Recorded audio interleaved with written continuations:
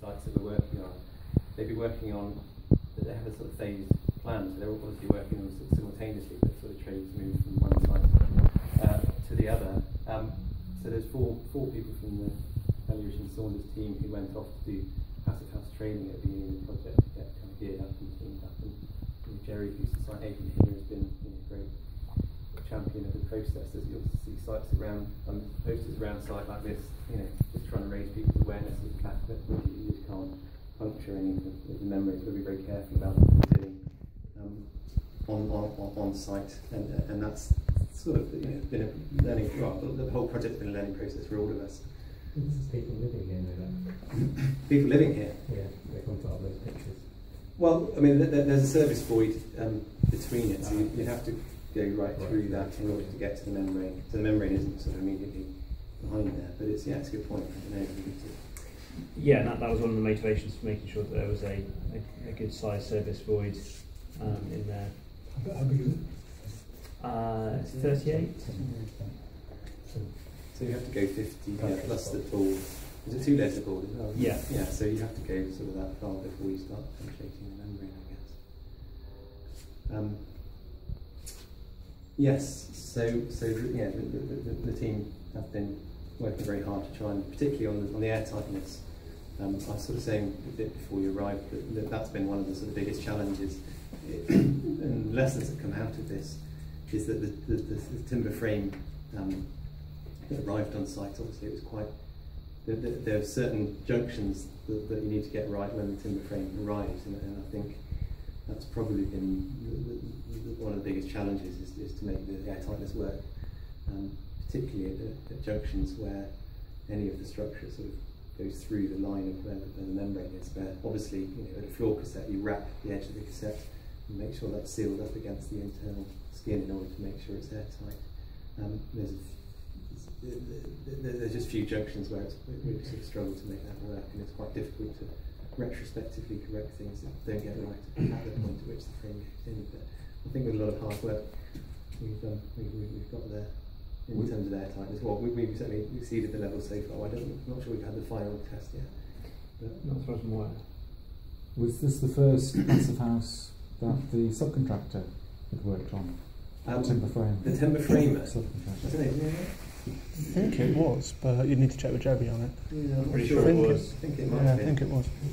I think there's some lessons to the timber frame. It probably would have been easier to achieve the air tightness, certainly. Yeah, I mean, I've worked on a project that was still stick built before, and we can exceed passive house standards without any problems on that, actually.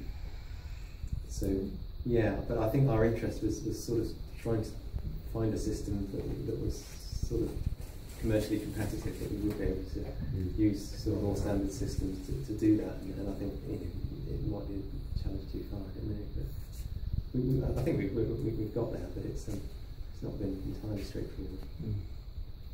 So the sequence, so they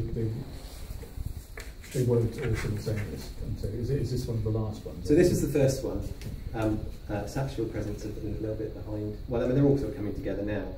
The third one was the 3 bungalows, which started last, and that's the one that they managed to achieve very easily. Mostly that was because there was a very simple enclosure, but actually because it's only a single story, you don't have any penetration, and it's sort of entirely internally sealed. They managed to do very, very well. The flats you test as one unit? So yeah, there's in each the blocks of flats are basically divided into 4 with 2 on each story, and those blocks of 4 have a common entrance door, and so and then there's one party wall in the centre of the block that's got no penetrations or openings through there at all, and basically they're testing those two blocks. So the fan would go in that communal entrance. For the final. So it's an interesting one, because I think earlier on in the design scheme, our earlier efforts were sort of indicated that we quite like to have front doors to the flats at ground floor level, so they felt like a sort of house coming straight into it. But Toby said no, in order to meet the passive house standards of airtightness. It's mainly a thermal thing actually. When we did our modelling, we found that those entrance doors were actually contributing quite a significant amount to the heat loss, unless you go for and again going back to this idea of trying to minimise the amount we went to the sort of really high performance, really expensive pieces of kit. We're trying to, like Tom said, select from a more conventional palette. And certified. The windows and doors aren't. But I've been involved with a lot of projects who've used these and have managed to get the right data out to manufacturers. And actually, they're really good. Partly because they're quite narrow profiles, there's a kind of a bit of thing about airtightness. So historically, I've had really good experience with the airtightness of these windows and doors, but one of the things that I hadn't twigged was on the project we'd done before, we'd never had flying mullions, and the flying mullions were an issue here. So that was one of the. So the flying mullion is when you join two frames together and you can. So like a French casement. In these like doors, these. they kind of both open out, so that middle mullion goes with one of the leaves when you open it. Oh, I see. Okay. Right. Lord. That was the digression. Yeah.